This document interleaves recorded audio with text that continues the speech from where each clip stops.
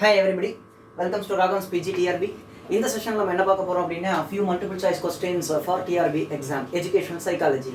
The first question is the theory which can be used to eradicate bad habits in children and deconditioning emotional fears in mental patients. In the question, we have two situations used to eradicate bad habits and deconditioning emotional fear. Bad habits in children கொடுத்திருக்காங்க, emotional fears in mental patients அப்படின்னு கொடுத்திருக்காங்க. கெட்ட பழக்கத்தை குழந்தைகிட்டே இருந்து போக்குறதுக்கும் தேவையில்லாத பயத்தை ஒரு மனநல நோயாளிகிட்டே இருந்து எடுக்கிறதுக்கும் ரிமூவ் பண்றதுக்கும் இல்ல அதனை போக்குவதற்கும் என்ன தியரி இங்க யூஸ் பண்ணுவாங்க அப்படின்னு கேட்டிருக்காங்க. A conditioned response theory, B conditioned stimulus theory, C deconditioned response theory, deconditioned stimulus theory அப்படின்னு கொடுத்துருக்காங்க. இந்த 4 ஆப்ஷன்ஸ் கொடுத்துருக்காங்க. இப்போ இந்த மாதிரியான சிச்சுவேஷன் கொடுத்து ஒரு குழந்தைகிட்டேருந்து ஒரு பழக்கத்தை நல்ல பழக்கத்தை உருவாக்கணும், ஒரு கெட்ட பழக்கத்தை ரிமூவ் பண்ணணும் அப்படின்னாலே இது என்ன தியரி? கண்ணை மூடிட்டு என்ன போடுறோம் அப்படின்னா பாவ்லோஸ் கிளாசிக்கல் கண்டிஷனிங் தியரி. அந்த பாவ்லோஸ் கிளாசிக்கல் கண்டிஷனிங் தியரியில் என்ன? That is called conditioned stimulus theory அப்படிம்போம். நான் ஏற்கனவே என்னுடைய லேர்னிங் தியரி வீடியோஸில் சொல்லியிருக்கேன். Conditioned stimulus theory means SR theory அப்படிங்கிறோம். ஏதாவது ஒரு பழக்கத்தை ஏற்படுத்தணுமோ இல்லை ஒரு கெட்ட பழக்கத்தை போக்குவதற்கு நாம் உபயோகப்படுத்தக்கூடிய தியரி என்ன அப்படின்னா கண்டிஷன்டு ஸ்டிமுலஸ் தியரி அப்படிங்கிறோம். So answer is B for the first question. Then second question பாருங்க. Dash is also known as hyperkinesis அப்படின்னு கேட்குறாங்க. இது என்னன்னா A obsessive compulsive disorder, B attention deficit disorder, C autism disorder, borderline personality disorder அப்படின்னு சொல்லியிருக்காங்க.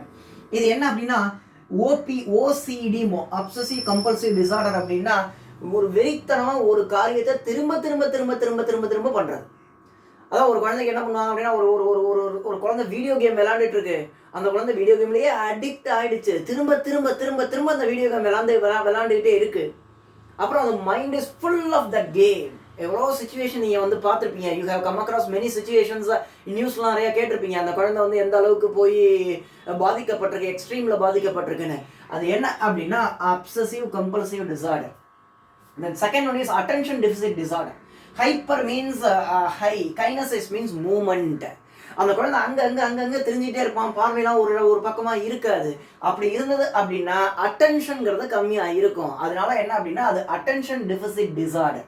So மூணாவது பாருங்க autism disorder. Autism disorder அப்படின்னா ஒரு குழந்தை சமூகத்தில் ஒரு கம்யூனிகேஷன் தொடர்போ இல்லை அந்த ஒரு இன்ட்ராக்ட் பண்ணுறது அதெல்லாம் ரொம்ப கம்மியாக இருக்கும். That is called autism disorder. அந்த குழந்தை வெளியில் பேசாது. Then fourth one is borderline personality disorder, unstability mood அப்படிம்போம். ஒரு எண்ணத்துல ஒரு நிலைப்புத்தன்மைங்கிறதே இருக்காது. ஒரு செயல்பாடுல ஒரு நிலைப்புத்தன்மைங்கிறதே இருக்காது. எந்த காரியத்தை என்ன பண்றோம் என்ன நினைக்கிறோம்னே தெரியாது. That is called a borderline personality disorder. So based on the given option we can go with attention deficit disorder. ஏன்னா ஆக்டிவா இருக்கான், ஹைப்பர் ஆக்டிவா ஒரு பையன் இருக்கான். அந்த பையனுக்கு என்ன இருக்காது, அட்டென்ஷன்ங்கிறது ஒரு இடத்துல நிற்காது. அட்டென்ஷன் நின்னா அந்த ஆக்டிவிட்டிங்கிறது ரெடியூஸ் ஆகிடும். இது டிஆர்பியில் கேட்டாங்க. Then third one is school activities should be organized in an increasing order of difficulty so that student may progress without any failure.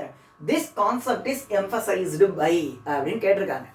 So இது முதல்ல படிச்சிடுறேன். law of exercise. A is law of exercise, B is law of readiness, C law of effect, D law of aptitude அப்படின்னு சொல்கிறோம்.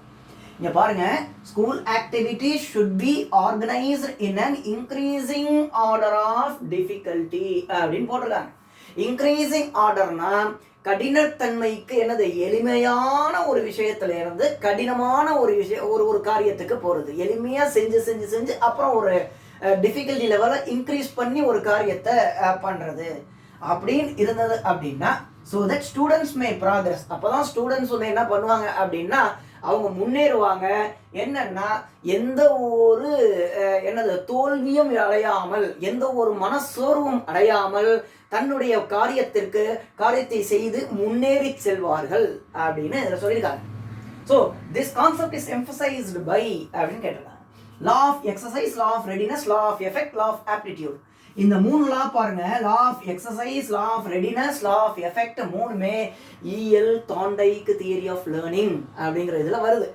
உங்களுக்கு நல்லா தெரியும், ஏற்கனவே என்னோட வீடியோஸில் நான் சொல்லியிருக்கேன். இங்கே பார்த்தீங்க அப்படின்னா லா ஆஃப் ரெடினஸ்னா ஒரு காரியத்தை, ஒரு விஷயத்தை கற்றுக்கொள்ளும் போது இருக்கக்கூடிய ஒரு மென்டல் ப்ரிப்பேர்னஸ் அப்படிங்கிறோம். லா ஆஃப் எஃபெக்ட்னா கற்றுக்கொண்டு அதனை செயல்படுத்தி முடித்த பிறகு வரக்கூடிய என்னது தாக்கங்கள், அந்த செயலினால் வரக்கூடிய தாக்கங்கள், ரிசல்ட் அப்படிங்கிறோம். That is effect. இங்கே பாருங்க, லா ஆஃப் எக்ஸசைஸ் அப்படின்னா பயிற்சி. ஒரு காரியத்தை செய்வதற்கான என்னது மன அளவில் தயார்படுத்தி கொண்டு அதனை பயிற்சியில் ஈடுபடுவது. லா ஆஃப் ஆப்டிடியூட்னா ஒன்று செய்யறதுக்கு முன்னாடி என்ன அப்படிங்கிறத வந்து ஒரு ஆட்டிடியூட் அண்ட் எப்படியெல்லாம் என்ன மாதிரி டெக்னிக்ஸில் அதை பண்ணலாம் அப்படிங்கக்கூடிய ஒரு திங்கிங் தான் என்னன்னா ஆப்டிடியூட் அப்படிங்கிறோம். இப்போ பாருங்க, students activity should be organised increasing order of difficulty students to so that students may progress. இந்த முன்னேறுதல்ன்றது எப்படி இருக்கணும், ஒரு காரியத்தை அது எப்படி பண்ணணுமோ பண்ணி ப்ராக்டிஸ் பண்ணி ஒரு ஹேபிட் வந்தால் தான் ஒரு இம்ப்ரூவ்மெண்ட் அப்படிங்கிறது கிடைக்கும். அப்புறம் அந்த ஹேபிட்னா என்ன சொல்கிறோம், அதுக்கு முன்னாடி அது ஈக்குவலன்ட் டேர்ம் என்ன சொல்கிறோம், எக்ஸசைஸ் அப்படிங்கிறோம். இஎல் தாண்டைக்கு என்ன சொல்லியிருக்காரு, அந்த ஹேபிச்சுவல் ஃபார்மேஷனுக்கு லா ஆஃப் எக்ஸசைஸ் அப்படின்னு சொல்லியிருக்காரு. அதனால இந்த கொஸ்டினுக்கு the first answer law of exercise அப்படின்னு சொல்றோம்.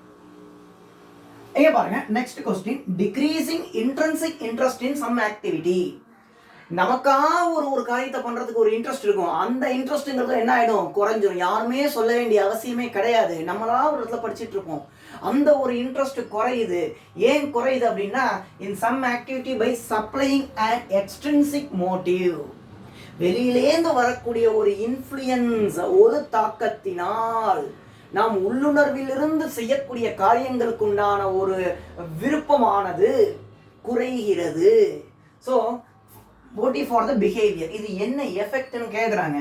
ஏ circadian effect, B over justification effect, C satisfaction effect, D anorexia nervosa அப்படின்னு போட்டிருக்காங்க.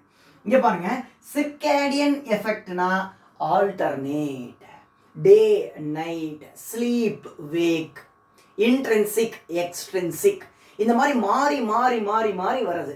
அதுக்கு பேர் என்ன அப்படின்னா சிர்காடியன் எஃபெக்ட் அப்படின்னு சொல்கிறோம். ஒரு ஒரு ஒரு மாணவனானவன் ஒரு பரீட்சைக்கு படிச்சுக்கிட்டு இருக்கான், ஒரு எக்ஸாமுக்கு படிச்சுட்டு இருக்கான். அந்த அந்த அந்த மாணவன் படிச்சுக்கிட்டே இருக்கும்பொழுது அவனுக்கு ஒரு பிடித்த படம்ங்கிறது ரிலீஸ் ஆகுது. So intrinsically he is preparing for the examination, but this interest is getting decreased because of that external motive such as film. அந்த படத்தினால் அது வந்து வெளியேந்து வரக்கூடிய ஒரு மோட்டிவ், ஒரு தூண்டுதல். அதனால என்ன ஆகுது அப்படின்னா இன்ட்ரின்சிக் இது வந்து குறைஞ்சது. அந்த படத்தை போய் பார்க்குறான், பார்த்துட்டு வந்ததுக்கப்புறம் என்னது, again he is having some fear. ஐயோ நாளைக்கு எக்ஸாம் இருக்கு, நீங்கள் படத்தை பார்த்துட்டோமே படிக்கிறோமேன்னு சொல்லி திருப்பி வரான். ஸோ இன்ட்ரின்சிக் எக்ஸ்ட்ரின்சிக் ஆல்டர்னேட்டிவ் மெத்தடில் என்ன பண்ணுறான் அப்படின்னா தன்னைத்தானே மாற்றிக்கிறான். அப்படி இருந்தால் அதுக்கு பேர் என்ன அப்படின்னா சிர்காடியன் எஃபெக்ட் அப்படின்னு பேர். அதான் நான் சொன்னேன், ஸ்லீப் வேக் டே நைட் அப்படின்னா ஆல்டர்னேட்டிவாக வருது. Over justification effect means what, ஒரு காரியத்தை வந்து தப்பாக இருந்தாலுமே அது சரிதான் சொல்லி என்ன பண்ணுறது, அதை நியாயப்படுத்துதல். அதுக்கு பேர் தான் வந்து என்ன, ஓவர் ஜஸ்டிஃபிகேஷன் எஃபெக்ட். இதில் அது வந்து இன்வால்வ் ஆகாது. சாட்டிஸ்ஃபேக்ஷன் எஃபெக்ட், திருப்தி இருக்காது, ஏன்னா இங்கேயும் திருப்தி இல்லை அங்கேயும் திருப்தி இல்லை. ஃபோர்த் ஒன் அனரெக்சியா நெர்வோசா, இது வந்து ஒரு டிசார்டருங்க, பசினால நரம்பு தளர்ச்சி வருது. எதுக்காக இந்த மாதிரி ஆப்ஷன்ஸ்க்கு உண்டான மீனிங் சொல்கிறேன் அப்படின்னா, இனி வரக்கூடிய டிஆர்பியில் ஓவர் ஜஸ்டிஃபிகேஷன் வச்சு ஒரு கொஸ்டின் ஃப்ரேம் பண்ணி கேட்கலாம், சாட்டிஸ்ஃபேக்ஷன் எஃபெக்டை ஃப்ரேம் பண்ணி ஒரு கொஸ்டின் கேட்கலாம், அனரெக்சியா நெர்வோசா வச்சும் ஒரு கொஸ்டின்ஸ் நமக்கு கேட்கலாம். So அதுக்காக we have to give explanation for wrong options also. So the right option is circadian effect. Next, a general biology question, but this question also included in TRB educational psychology paper. Dash connects two cerebral hemisphere of the brain and permits the transfer of information between them அப்படின்னு கேட்டிருக்காங்க. So ரெண்டு cerebral ஹெமிஸ்பியர்னா right brain இருக்கு, left brain இருக்கு. ரெண்டு பிரெயினையும் வந்து connect பண்றது என்ன அப்படின்னா கார்பஸ் காலோசம் அப்படின்னு ஒன்று சொல்றோம். So this is the direct question pertaining to biology. So அந்த கார்பஸ் கேலோசம் கனெக்ட் பண்ணால் தான் அந்த இன்ஃபர்மேஷன் பாஸ் ஆகும். ஸோ சில பேர் லெஃப்ட்லேயே எழுதுவாங்க. லெஃப்ட்லேயே எழுதினா அவங்களுக்கு right side of the brain cerebral hemisphere is active.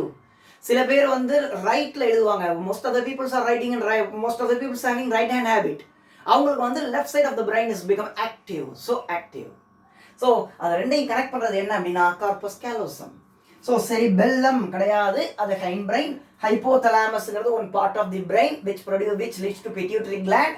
And corpus callosum ரெண்டு செரிப்ரல் ஹெமிஸ்பியரையும் கனெக்ட் பண்ணுறது correct option. Fourth one is medulla. It is also hind brain. தமிழில் இது பேர் முதுகுலம் அப்படின்னு சொல்லுவாங்க. So this is what about a few questions, multiple choice questions, and these questions are really challenging questions.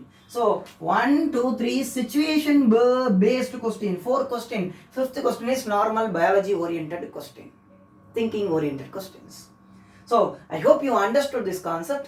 If you have difference of opinion or anything means, you can please comment through chat boxes, then I will reply at your earliest. Thank you.